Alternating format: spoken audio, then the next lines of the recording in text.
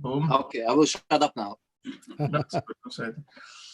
Okay, Matt Fox, thanks for joining us. The idea with this, interview is to give people a little bit extra content in the sense of the history behind the, Institute of Krav Maga, the how when we started, how we did it, things we got it right, things we got it wrong, which was a bigger list, I would say.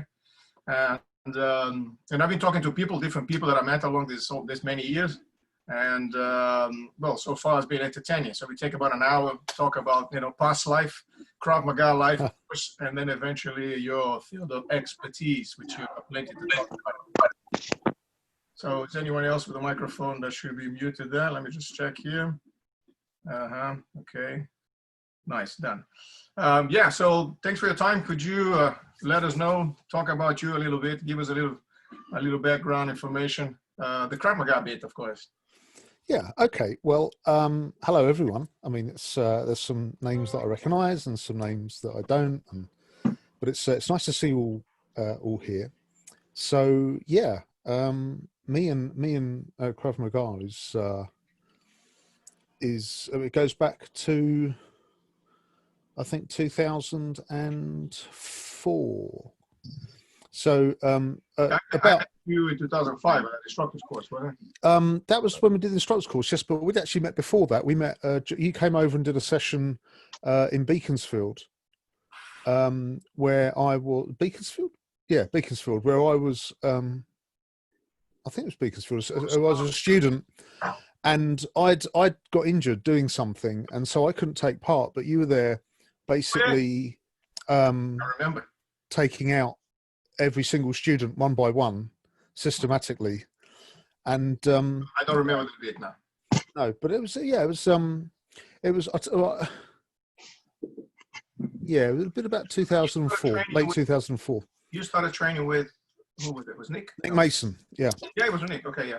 So basically, how I got involved with Krav Maga is really the key here. So I'm a police officer, obviously, in the Met Police, and I have been now for over 26 years. And after about in the first 2 years of being a police officer, police officers, every so often they have to do mandatory refresher training for self-defense and use of their things like batons and handcuffs and stuff like that. And I spotted very early when I was doing officer safety as a student, I'm thinking, a lot of this stuff seems a bit overly complicated. Grab the person here, not here, here, and it's only like an inch difference. And you've got to do this while they're trying to hit you, and then you've got to factor into this X, Y, and Z. And I was thinking, this is a bit weird. I'm sure there must be a better way of doing it.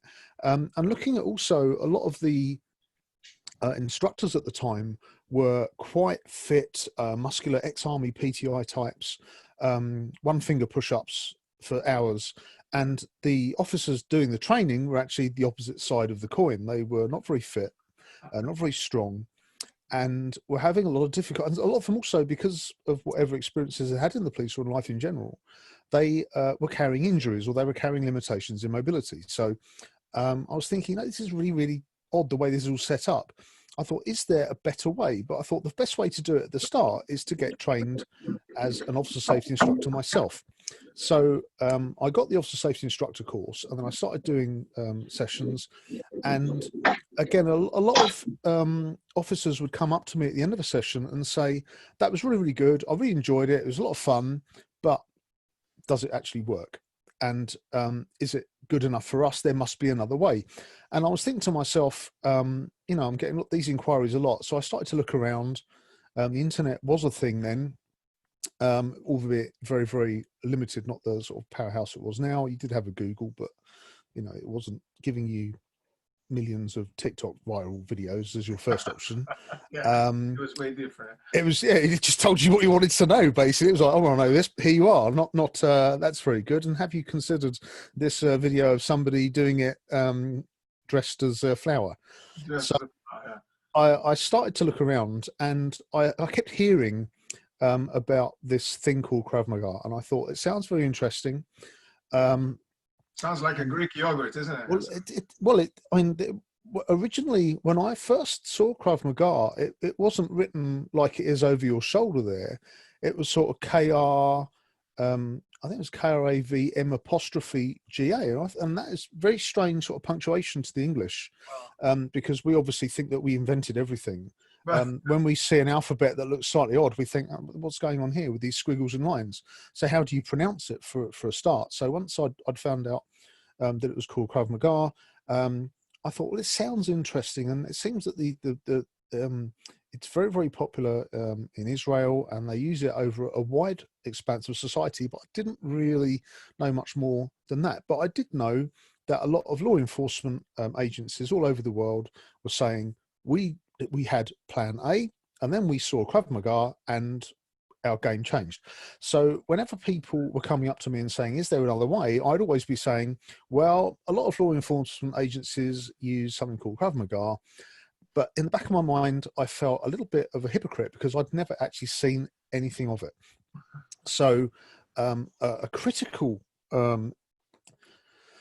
trigger point in my life around 2004 was getting divorced from my first wife. So I had a lot of time on my hands, and being alone, I thought,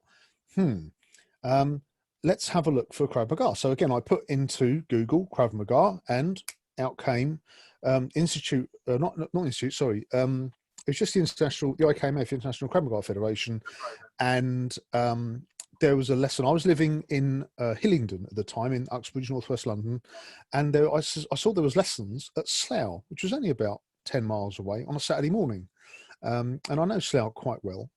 So I thought, well, let's make contact with the guy. It was Nick Mason. So I called Nick Mason and said, can I come on? This is me. I explained what I did, and I was quite interested in coming to see it. And he said, yeah, come along. And Nick's lessons took place. There was only like 4 or 5 students, and they took place inside a squash court. And we got the mats out, and we put the mats down in one corner. And I went along, and I sort of stood in the corner. And by this time, I'd been teaching officer safety for about 8 years. So I was fairly proficient in pretty much everything that we had in the police. And I started watching, and in 5 minutes, I thought to myself, this is it. This really is it. It is so simple. It doesn't rely on fitness or strength. It's about, it also doesn't rely 100% on technique. It applies principles, your target, your weapon, your mindset. I thought that because it doesn't concentrate on fitness or being ultra precise. Yeah. And it did also factor in stress that you'd be going through at the time, whereas everything else I'd seen hadn't done that. So I saw that and thought, my God, I need to start doing this. So I signed up on the spot, and then I started doing lessons with Nick. And after that, I mean, I was a student of Nick's for about a year or thereabouts. I did grading in West London with what was really interesting, obviously, at the time, was that Nick wasn't actually a qualified instructor. So when I did my first grading, and I missed out P1, I went straight to P2 with one of the other students was also grading for P2, Tina Caligari, and there was a couple of other people there who were really, really good guys, and they were sort of going for their P1s, and I thought, well, I kind of think that I'm not above P1, but I think if I went for P2, I'll have a go. So what we did was I actually went for P3. Green belt for us. P2 I went orange. Yeah, I went straight for P3, and AL, who did the grading, said, okay, well, you're not quite good enough for P3, and that's because we hadn't been shown any of the techniques in P3, so that was understandable. He said, but you're good enough for P2. So I got a P2, and so instantly, I was sort of the most senior person in the room, even though Nick was the instructor. So that was really funny. But then the next instructor course came along, and there was a date, and we had John Egan, wasn't it, in Essex? Yeah, it was John Higgin, the tall guy, and there was John. Yeah, that's it. Yeah. For the time, yeah. John Hegan in Essex was the expert level instructor for the UK. Yeah. So he was kind of running the Krav Maga show, and he was publicising the instructor's course. And that week, my boss at work said to me, if you want to further yourself with qualifications outside of the police and do courses outside of the police, I can probably get you the funding for it. Now, it costs something like £1,800 to do it. It was 1,500. Yeah, about that. Yes. So I said to my boss, sort of very off the cuff, well, actually, there was a course I quite fancy doing. And he said, well, let's put it onto paper and show that because at that point I was teaching officer safety full time. And it was all I was dedicated to. Every minute of my day at work was teaching self-defense and batons and handcuffs and stuff like that. So to have knowledge of other stuff which could help was a very good selling point. So incredibly, the Met Police stumped up the cash. And then, quickly as well, which is first time ever. That was never happened after that again.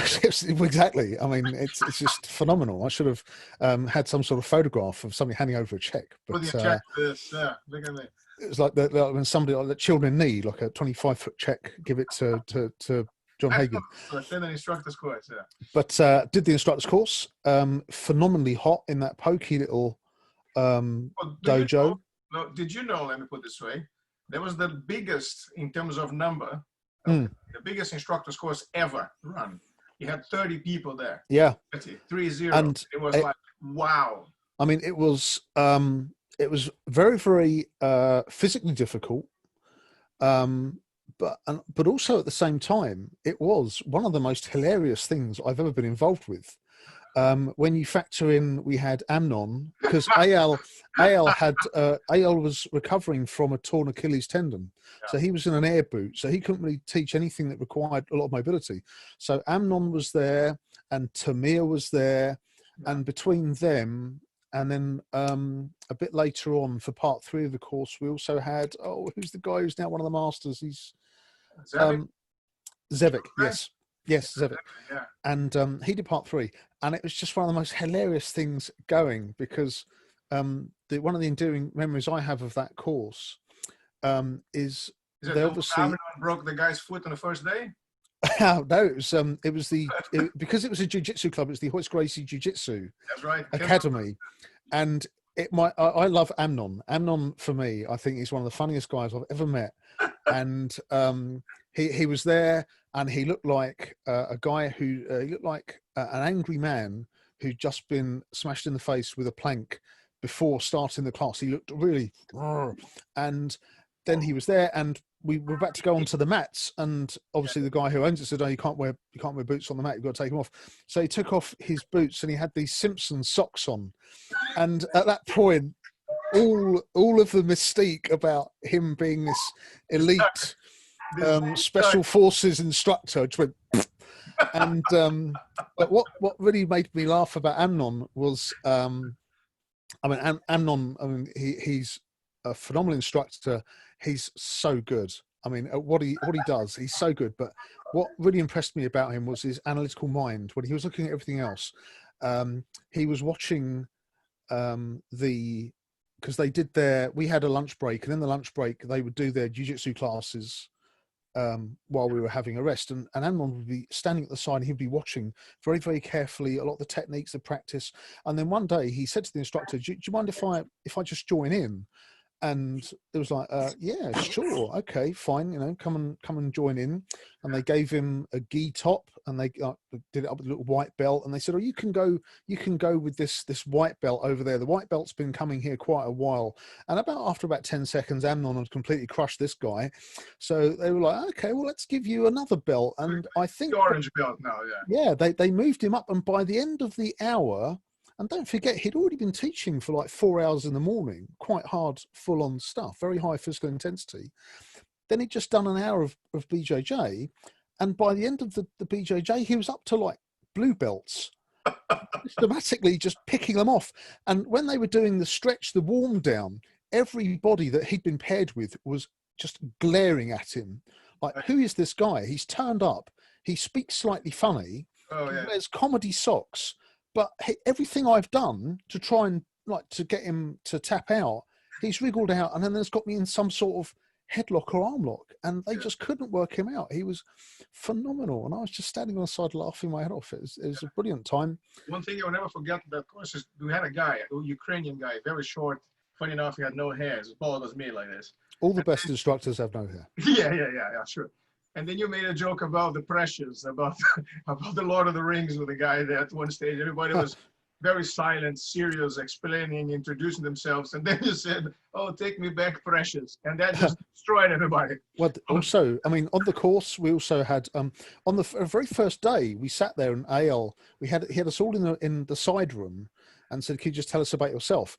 And I looked over, and there was a guy who looked remarkably like. And remember, this was I say 2005, late 2005, and there was a guy there who looked remarkably similar to Liverpool footballer and Republic of Ireland international footballer Phil Babb. Right, and I nudged John Bullock and said, "God, Phil Babb must have, he must be on his uppers if he's got to come and do an instructor course." And we just laughed and said, "Oh yeah, he really does look like him." And we got to him. He said, "Hello, I'm Phil Babb." Blah blah blah blah. And it actually was Phil Babb who'd played at like the 1994 and the 1998 World Cup, and it's like, it's just weird. And we had all of our guys there, but the one student who really, who I just focused on all the time was our friend who taught karate to kids from Blackpool. The big tall Lee. Yeah. Yes. And when he was there, Jesus Christ. He was there, and at one point, Amnon was doing some sort of lecture about lesson plans or something, or structuring a lesson, and using the imitation chunking, where you add it bit by bit, and you showed them the first bit, then a second bit, and then he put his hand up and he said, "How would I teach this to kids?" And Amnon's face somebody just pressed the pause button, and Amnon says, and he said, "Look, hang on a second. I teach air marshals from Thailand how to get rid of people off a plane in terrorism situations. Do you think I say to them that I teach this to kids?" And this guy's business plan just evaporated in front of his eyes. And that for the rest of the course, we just kept saying to Amnon, when we got to some technique like disarming a gun to the side of your head, "But Amnon, how would you teach this to kids?" And he would just die laughing. And me and John Bullock and Richie Owens, obviously, and that we had this out because obviously all the guys from our little area. So Richie, did you know him before the course? I didn't know, because yes, he was also in the police, but I'd never met him because we worked on different areas. But for people who don't know, Richie Owens was one of our also business partners. We were like 6 people. Guys that got together and decided to. Because he came along the week before the instructor's course. It was like Nick had a special evening planned in the squash court at Slough, where John Bullock came. And I was there, and Richie was there, because Richie had been doing some lessons as well. So he obviously knew John Bullock, and he said to John, "This is interesting. You might want to get in on this." And one day, it was so funny. He said, "We're going to have a pre-instructor's course lesson where you can all teach a technique to the students." Yeah. And we thought, "Oh, this is interesting." So John Bullock turned up in, I can't remember what car he had at the time, but he had about 30 strike pads in the back and boxing gloves and stuff. And he came in, he was, as anybody who knows John, he's always extremely professional with the setup and his appearance. And it really is, you can tell from the very beginning that what he's going to do is not going to be made up on the spot. He's put a lot of thought into it. Did you know him before then? No, not before that. But I thought, my God, look at this guy. He's got all these pads, and it's great. And we loaded them. We sort of struggled through the sports centre, past all the people playing badminton. We got to the squash court, and we lined everything up beautifully. And there was one student turned up that evening. Normally we got about 10 or 12, but that evening we had one student. So this poor guy, he got absolutely battered. And all of these pads, out of all these 30 pads, I think only one was kicked once. So then we had to take them all the way back to the car afterwards. But yeah, because there was this group of us, there was, I mean, you were there not doing the course, you were there sort of helping out and overseeing, and Nick was there sort of doing the course as well. So you had Nick, me, Richie, John, James Mitchell that became a personal and Jim, yep, who was personal training at the Savoy at the time, wasn't he? That's right.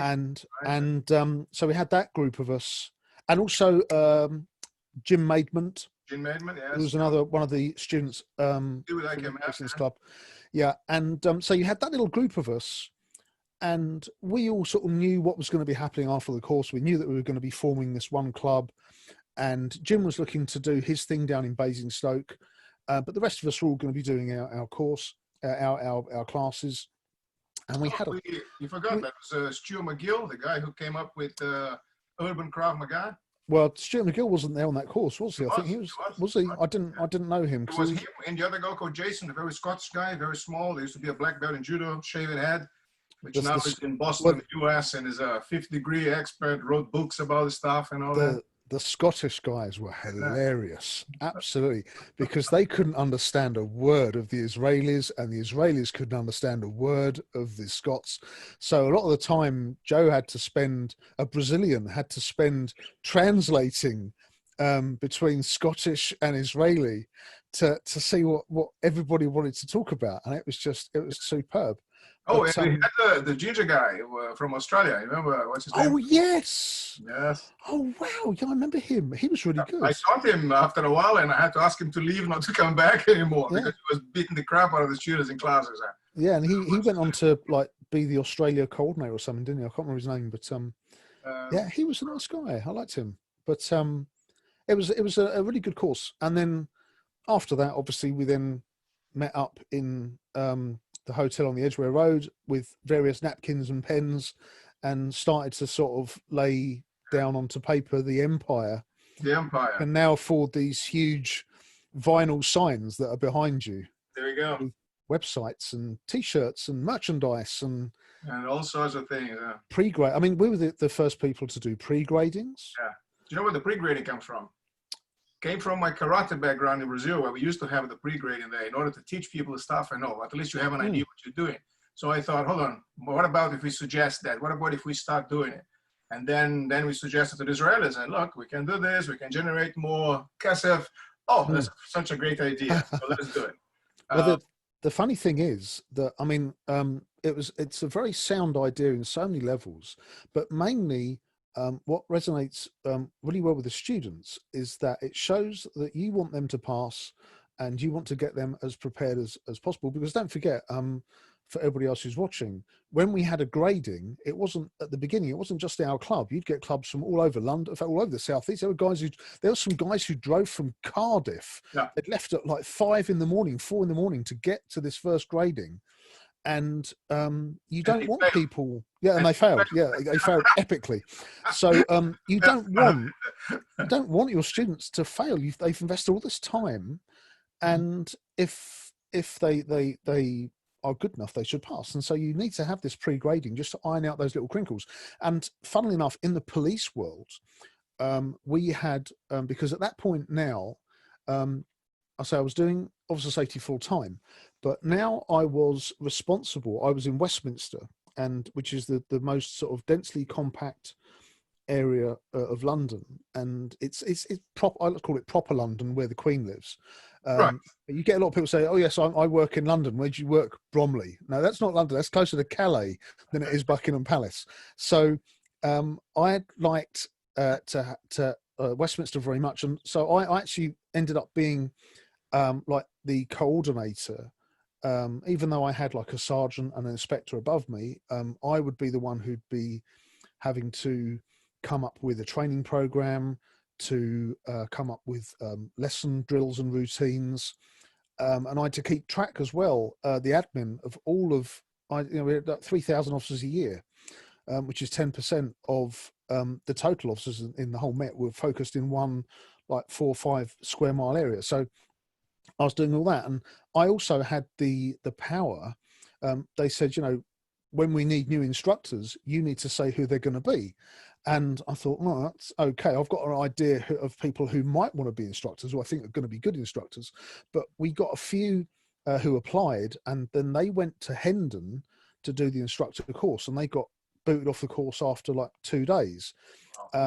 Because they just weren't any good. And I thought, well, this doesn't look good on us, because we've got the only full-time program, and if our instructors are poor, then that's not very good. So I did the same thing. I did a pre-instructors course program where we took people for 2 days where they could shadow us and see exactly, because a lot of people, and this is Tibor will probably bear this out as well, but people, you see an instructor and you think their life must be incredibly glamorous, going around beating people up. Here comes somebody, I'll just toss him over my shoulder. And actually it isn't. Most of it is about sitting down with a pen and a paper and a calculator, and is this going to work? How many am I going to need? How long is this going to take? What safety implications are there? All these other indirect things that are involved in planning a lesson. You've got to like have some sort of lesson plan on paper, because if it, let's say in the police specifically, because generally speaking, if somebody wants to sue a police officer, they have a 6-year window to do it, unless they're a juvenile, and then it's 6 years from when they hit 18. So I could feasibly be dealing with a 14-year-old kid and cause him an injury, or he might be caused an injury with the handcuffs, and then he decides to sue me 6 years after he turns 18. So now that's 10 years after the original incident. And I've got to hope that my note writing is superb, because in 10 years, I've got to stand there and try and remember what happened. And, you know, for most of us these days, I can't even tell you what day we're on. So trying to remember what we did 10 years ago is very, very difficult. So in order to make sure that this happens, you've got to document everything completely fully. It's not very glamorous.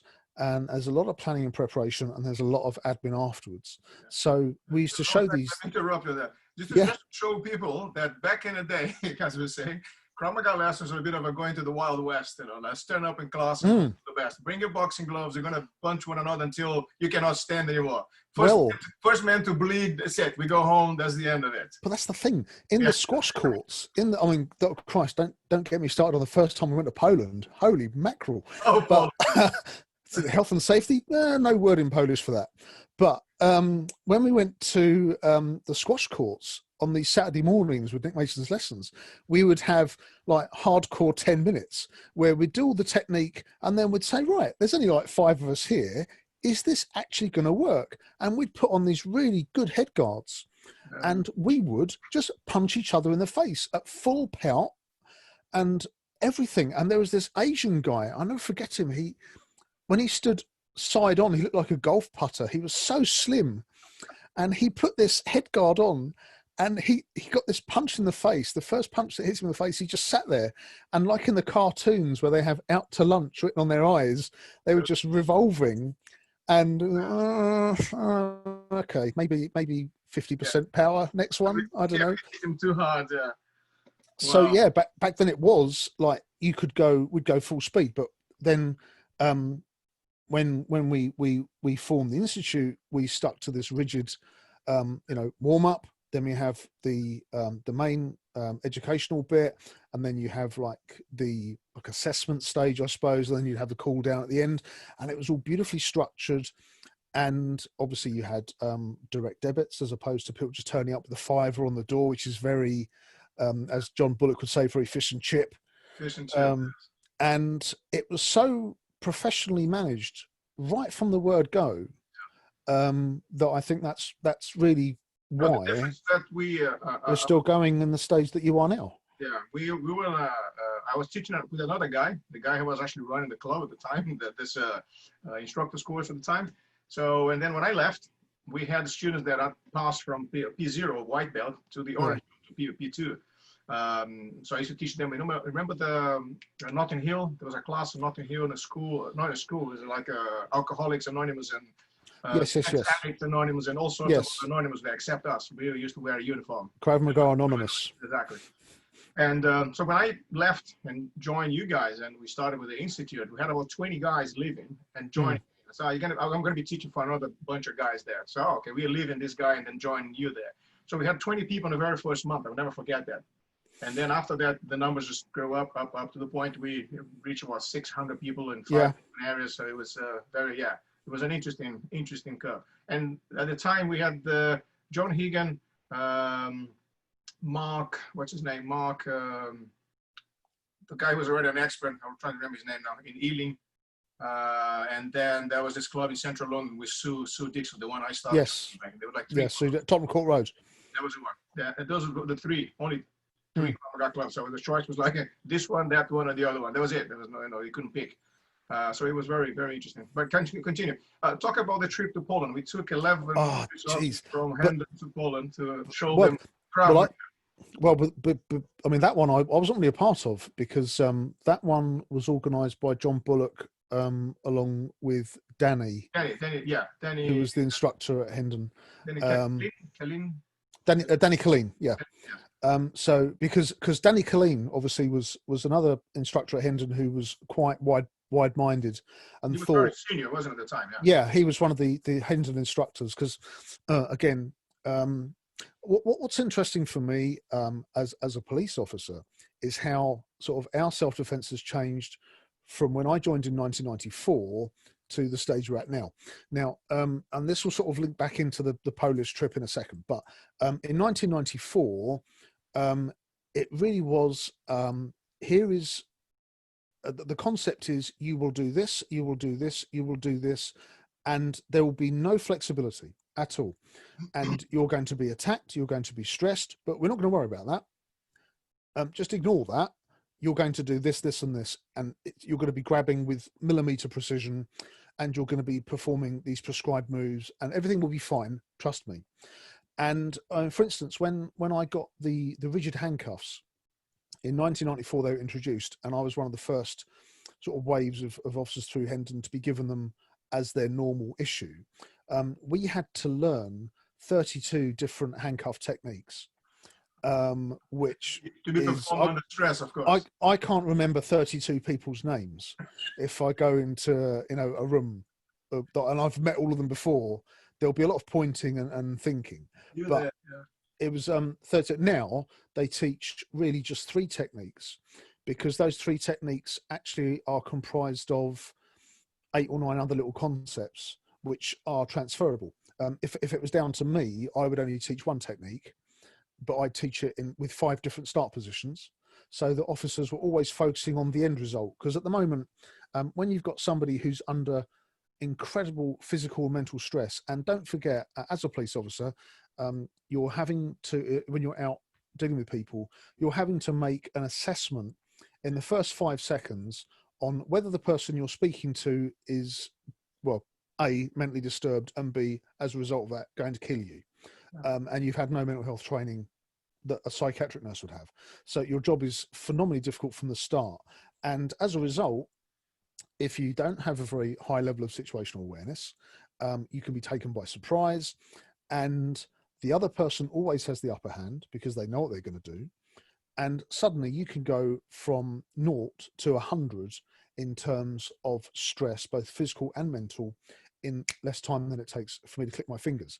So it's very, very difficult thing to do. So to learn 32, if somebody grabs you here, you do this, and if they grab you here and you have the cuff like that, you do this. It's very awkward. I would rather, we still have so many millions of pounds lost every year with people suing the police as a result of handcuff injuries, which are just, a thing that happens because handcuffs are not built for comfort. The design is thousands of years old, and they are meant to restrain. And if you don't submit to it, they are meant to hurt you. So all this, for me, anybody who's under stress, they cannot think 30 seconds into the future. So when a police officer is suddenly in this extremely high stressful position, they get the cuff out and they just try and get 1 cuff on. As soon as 1 cuff is on, you're kind of there, because you can use it to bend and manipulate the joint, and it will cause a lot of pain on the person normally. But majority of the time, when the first cuff goes wrong, it goes on in a position that isn't really in your favor, isn't going to be the most efficient or the most effective. So I would prefer to teach just 1 technique, so that officers are always focusing on this absolutely highly desired outcome, but from different starting positions.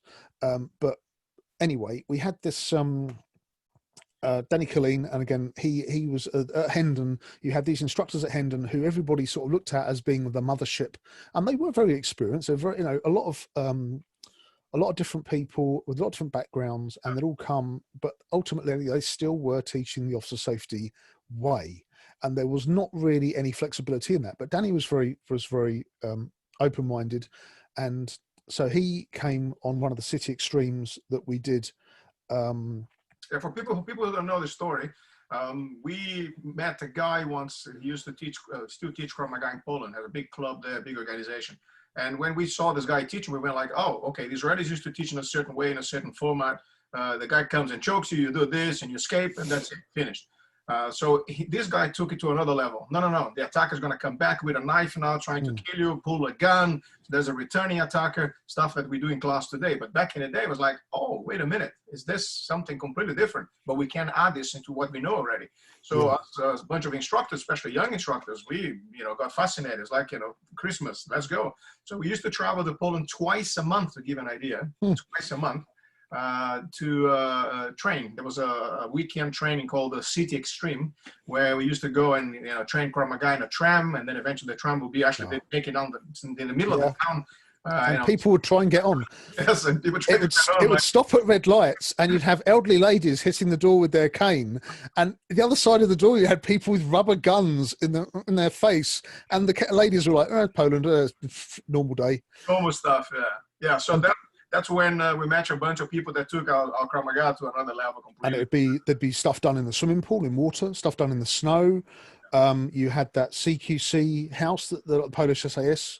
Especially firearms stuff. Exactly. Grab a pistol when someone is going to pull the trigger, point at the target, and what is the feeling of you having a gun? Live rounds. Stuff. Incredible, really. I mean, the even just firing guns with live rounds. So many people in the UK just don't get the chance to do that. I'm very lucky. I've done that quite a lot. But when people went to Poland and they could actually fire live rounds, and actually to hear a gun go off, and to, as you say, like do part of the technique where you hold the barrel of the gun and somebody fires it just to show you exactly what's going to happen. And it was really interesting. So we did these City Extreme courses, and we'd have students as well from all over Europe. There were some guys from Holland who were really good. And anyway, Danny Clean came on this course, and Danny Clean was very, very keen. So he then started to organise, along with Tomek, who was the guy running it, to bring other people over, officer safety instructors. So he was a liaison with Hendon, because they were quite interested in seeing other stuff if it meant that they could get a certificate at the end. If they got a certificate, that was good, because it meant something. They wouldn't use the stuff, but the certificate meant everything. And the Met Police were paying for it, so no big deal. So they would go, and so we'd have this knowledge of Krav Maga. But the thing was, obviously, Danny and me met, and then I would be going to Hendon very regular for my instructor refreshers, and the sort of word gets about that, there's a guy coming up and he's doing Krav Maga and he's teaching this and he's teaching that. And I actually had like one of the senior guys there pull me aside and say, I hope you're not teaching Krav Maga techniques in the class. And I said, well, no, what do you want me to? It's officer safety. If you want me to teach officer safety, I teach officer safety. If you want me to teach Krav Maga, I'll do it. That's what I do. If you want me to teach somebody how to sharpen a pencil, I'll do that, because I know how to do that. But I stick to what is there. But ultimately, what I did do, and this was very interesting later, it was just hilarious. But what I did do was I took our way of teaching into the officer safety syllabus.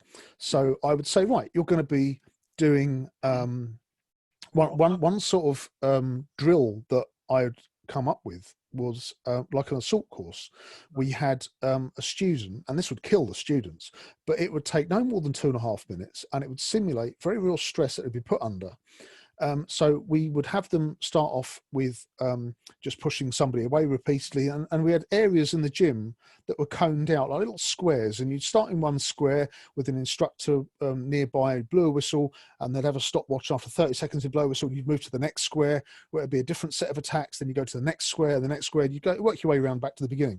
And we started with some like pushing people away, then we changed to a very narrow corridor where you'd be jabbing somebody with a baton, and then the next one you'd have the baton out and you'd be hitting them, and then you'd go in sort of like a snake pattern backwards, trying to defend against a knife.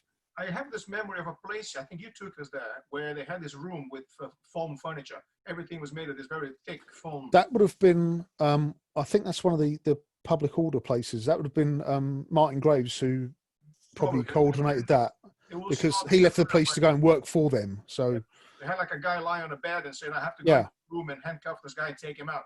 And Yeah. like a minute later, all the furniture was upside down, tables in the corner. And so if this was real furniture, Yeah. wood and whatever, metal, you guys would be all dead now. You want to watch the movie again? And it was like, ooh, scary. Yeah, it was very interesting. But I wish I had that kind of material now to train people, but as you know, it's going to cost us a small fortune. well, exactly. But I took a lot of the drills that we were using in the Krav classes in the evenings with multi-assailants and all the things like that, and I was putting them into an officer safety context. So I was saying, okay, we're not just going to be using a baton, we're going to be using a baton and then using CS spray, or then we're going to be handcuffing them afterwards.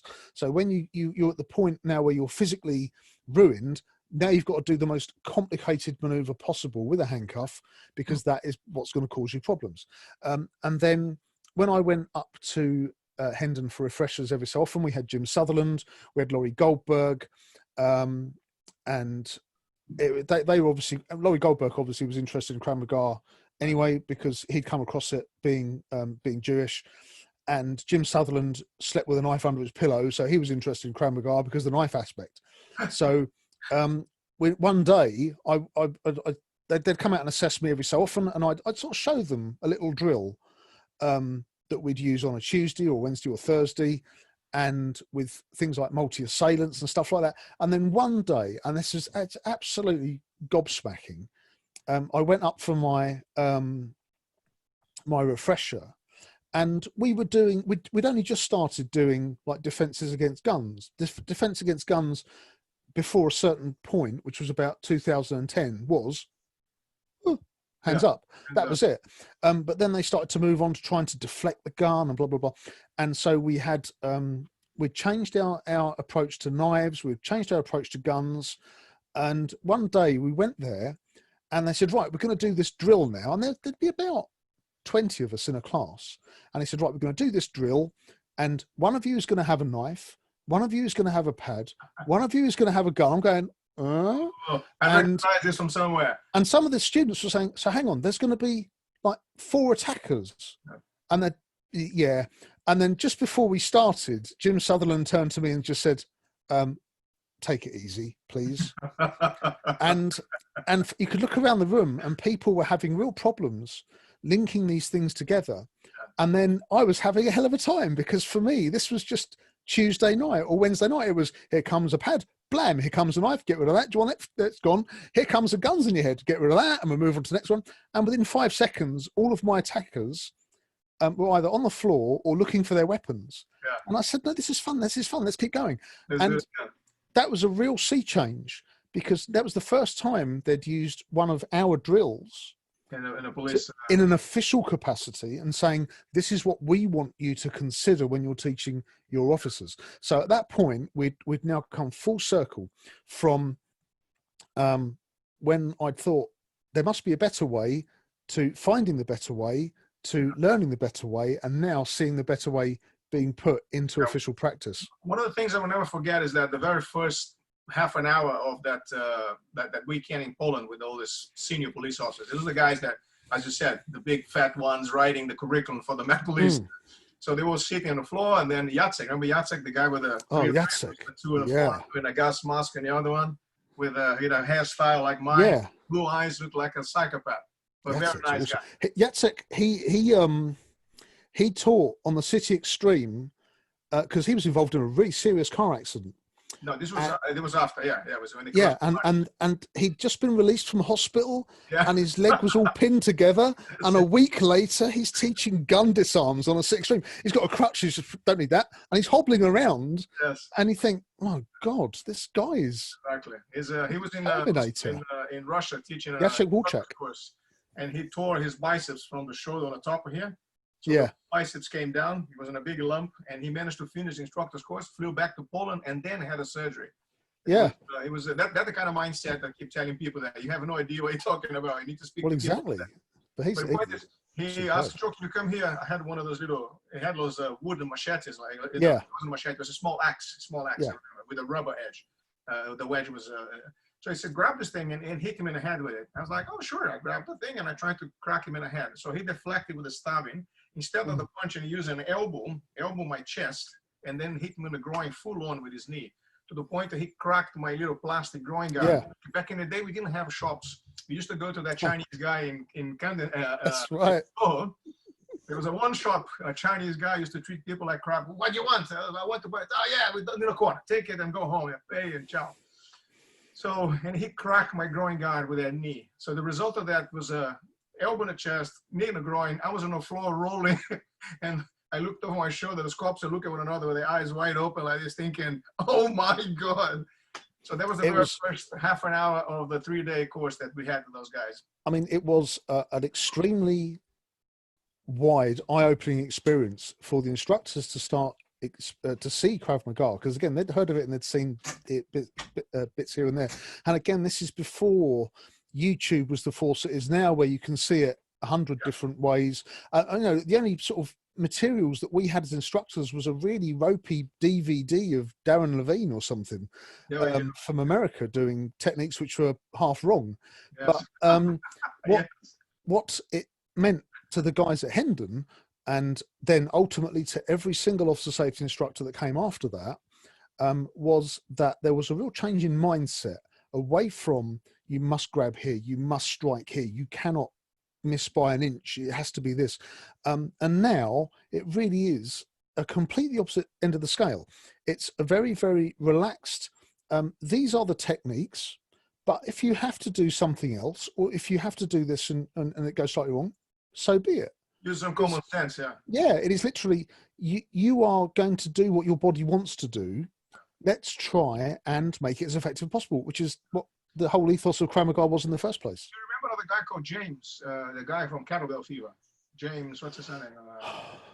I remember James Breeze. James Breeze, exactly. Yeah. So, because when someone asked like, here, if you have any police officers that actually use Krav Maga in real life. Well, he did, yes. He disarmed a guy in Brixton. Yes. He used to come to every class with like, man, I was this in this patrol. We had the big plastic shields and the helmets and the riot gear. And I saw this guy coming through the crowd with a knife in his hand. And then I stepped away and kicked the guy in the chest. And then I took the knife and all this kind of stuff. And he was like, when did this happen? Last night. So he was back training the next day, very enthusiastic with the idea of, you know, learning Krav Maga and then putting this into practice and finding out that, oh, it worked. And I saw things that the other guys didn't, and we dealt with it. It was Jim's a lovely guy as well. I still keep in contact with Jim. You still talk to him? Occasionally, yeah, I still speak to him. He travels all over the world. His big thing at the moment is snowboarding in Austria. He loves snowboarding. But obviously he's Kettlebell Fever? He doesn't sort of do the kettlebell so much. He's now more sort of like a personal fitness guru. Oh, okay. He's published a couple of books and stuff. So he spends a lot of time over as well in America. But he's I keep saying to him, so you still thinking that you're going to come back to the police? And he's like, no. Yeah, must be kidding me. No, but also, I mean, what one of the things as well for me, because I mean, I taught Krav Maga. I stopped teaching just before the Olympics. You taught for the club regular class. You used to teach 2 or 3 classes a week. 3 classes a week normally. And then how long did you do that for? Because that was from when we started up until the London Olympics. I made a decision that I wanted to stop before the Olympics, because at that point I was turning 40, and I just didn't want to be in front. I mean, in the police it's a bit different because they have to be there, but I thought I don't really want to, because at 40 you're going to start to go through a lot of changes. You're going to get a lot unfitter. Remember, police, your hair too. Very unfit.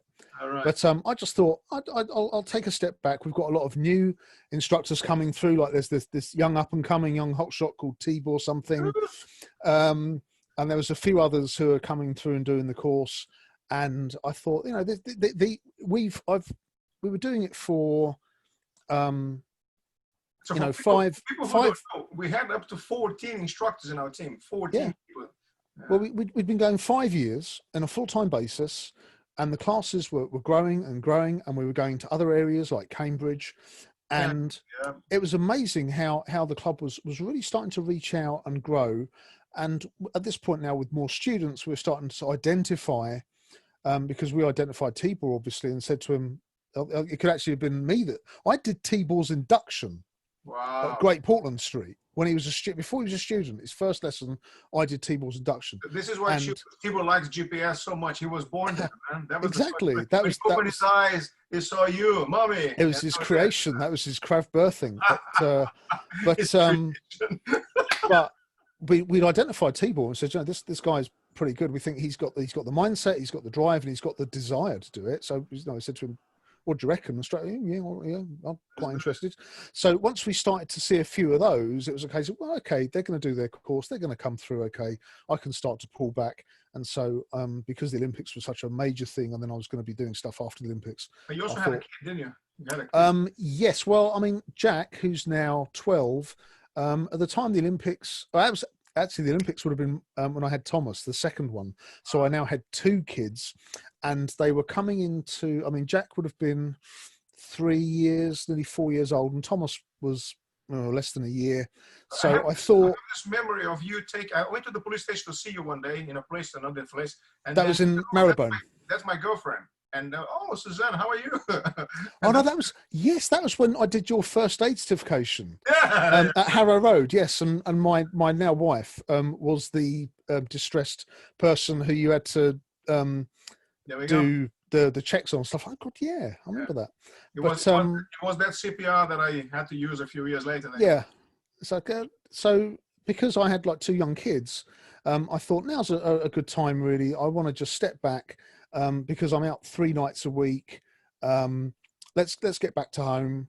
Let's start to be there when the kids are starting to go through their formative years, and I turned 40. So it was a good perfect storm of 3 or 4 things that let me step back. But I still did the occasional control and restraint course because... by the way, hold on. People, just to make sure that you guys understand this, I did try to twist his arms. I did say, come back, train us again. And he says, no, but I lost a bit of touch. No. Watch a couple of videos. We'll be doing a bit of training, and then you'll be okay to go. And he goes, no, I'm not going to do it. However, I'm going to give someone else's telephone number, which on the week that I was supposed to call the guy is when the corona hit us. I was like, damn it. Anyway.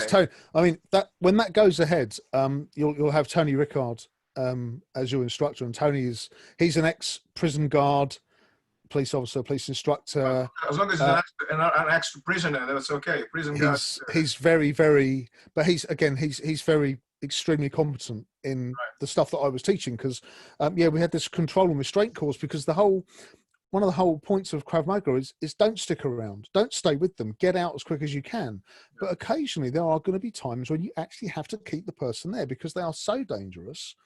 You can't let them go off and start attacking more people. So we had this workshop, a 2-stage workshop. We had the beginner level and then the more advanced level, and you had to do the beginner one before you did the advanced one, where we went through how to restrain somebody safely using minimal strength.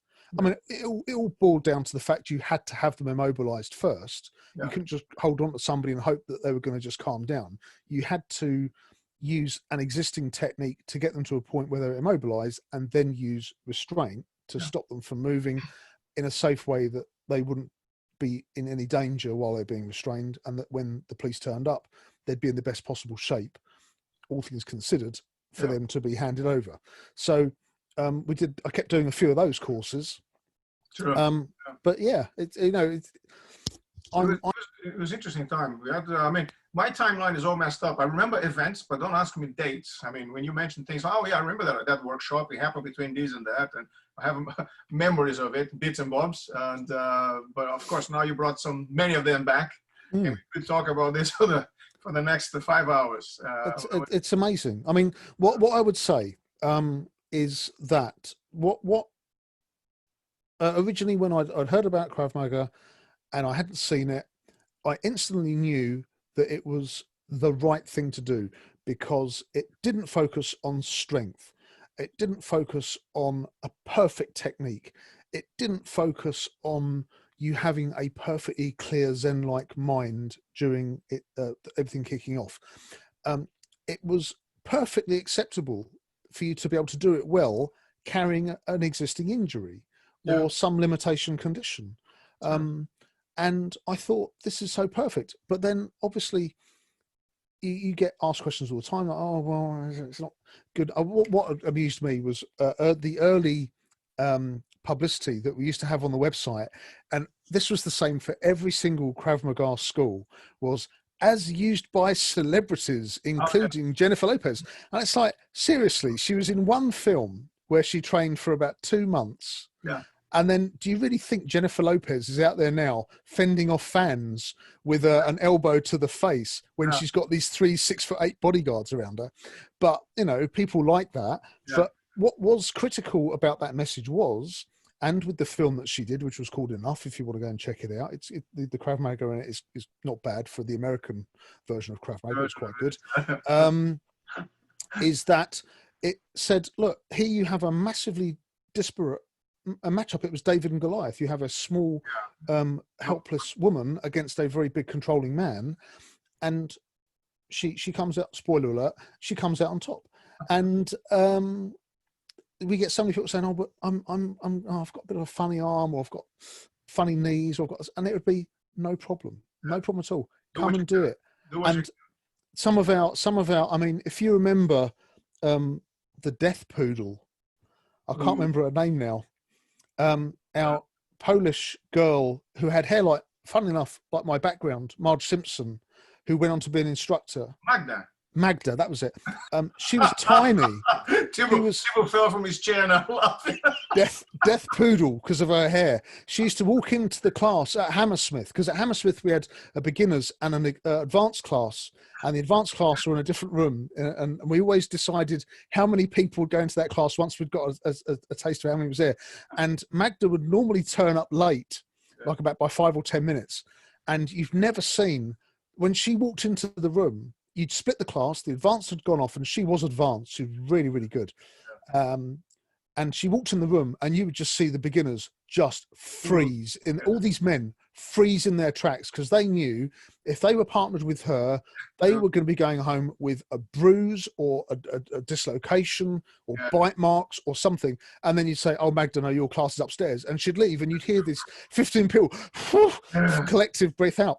And you know, we have these people who've come, so many really good students who've then gone on to be good instructors, and so many good females, you know, because we said, look, you're fine.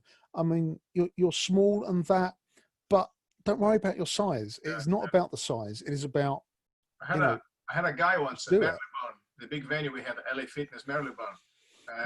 This guy was on the phone, said, "I'm a black belt in Taekwondo, black belt in this, black belt in that. I haven't done for a while." I said, "Look, tell you what, we have this class, and but I can only do the second one. The second one was the females only class." I said, "Well, I'll tell you what, you come for the females only class, I'll be there with you, we train together." So 5 minutes of the warm-up with Magda and 20 other girls, the guy was already half dead. So then start a technique. He was, you know, "I don't want to train with the girl." I said, "Oh, Magda, can you come here and show the technique?" And I remember she put this guy in the groin so hard, he was on the floor in front of 20 girls, and he didn't like as much. So all his black belts went out of the window, and he was like, "Oh, I realized that I have a meeting at 3 o'clock, so I need to leave now." So he left halfway through the class, never heard from the guy again. So that's just to give a little bit of idea what Magda would look like back in the day. Yeah? The females only class has only sort of been in a really relatively new thing for the club, because you had Sarah Brenler, who ran a females only club up in Hendon, Collindale area. But when I taught Sarah in 2004, before she was trained with John. She came on the instructor's course as well with us, and Carol, the French girl, she was on it as well. So the females only thing has really only been a quite recent thing for the institute, and it's happened since I left. But I still, you know, I see the updates on Facebook and stuff. But when did we start the females only classes? It's been a while, because at the time we have nothing. Nobody was teaching girls, and then all of a sudden we thought maybe if Magda will be the instructor, we can have the females only class. There was a Marylebone, which is like what, 2008, 2009. It must have been around a bit later than that. I reckon about 2000, maybe just after I left, 2012, in late summer, because I know it was being sort of considered while I was still there, but it didn't really go until after. But on Facebook every now and then I go back to like 2010, and we see the classes be opening in Kent and Cambridge and Hertfordshire and places like that. But I haven't seen anything with the females. I need to have a look at it, because that gives me exactly the dates and everything else. But it's good to see so many in a class, and you can see at the end, because it's always taken at the end of the session, he was saying they've enjoyed themselves. It was after 2010 for sure. Okay. Yeah. Right. So yeah, it's been superb, and there's been changes in personnel. Phew. There's been changes in structure through various reasons, and the thing is still going, and it's still doing well. And you never know. I think in a few years you'll probably see Enzo taking the instructor's course. You're not going to see in a few years because he's here Monday to Friday, help me teach classes here now. So he's my training partner. He's the one that in every video you're going to see on YouTube very soon is Enzo there attacking me, or being the attacker and so on, and the defender and so on. So yeah, so the Corona is giving us more time to train together now, which is something that we didn't have before that, because I'll come home 11 o'clock at night after the classes, especially traveling back from London, and he was already in bed, ready to go to school next day.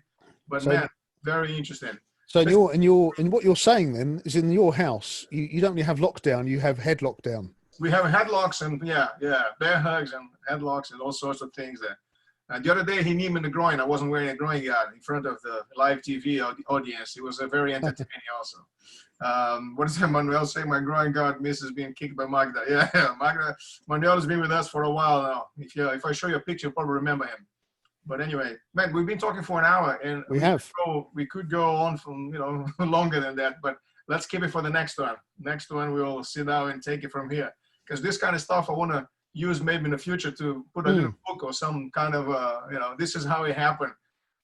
Story of Krav Maga, specific individuals and parts they played, and the names are not going to be changed. I'm going to keep the names just to be sure we know who the guy was. They'll have to stay, because I probably won't be able to remember my name at that stage. back there in the future.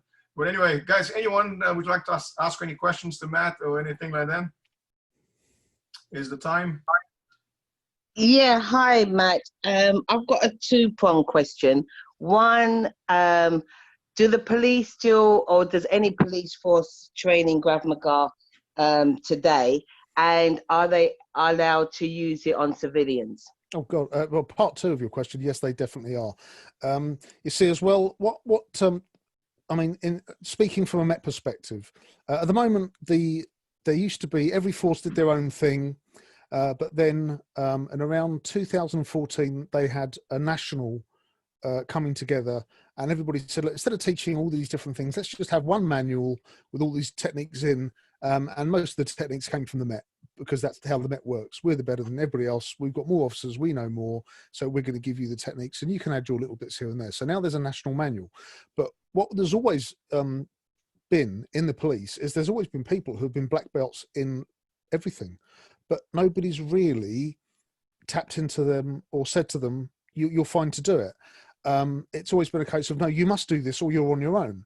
But then we had this big sea change in attitudes towards, we have a lot of people out there with a lot of knowledge, and somebody who's trained officer safety for 3 years is not going to use that if they're a second degree black belt in Taekwondo for 15 years. They're going to resort to that. So we need to put it across that the fact is, when you, I mean, this also forms part of the control and restraint course.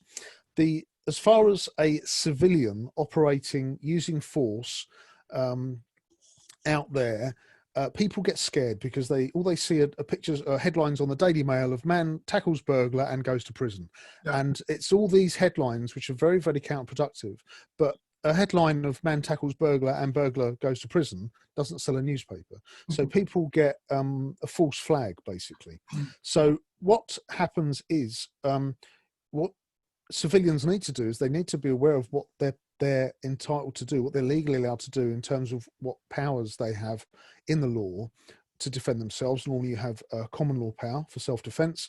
You also have Section 3 of the Criminal Law Act 1967, which is basically using force on somebody who you think is committing an offence to stop them, what's known as a citizen's arrest generally.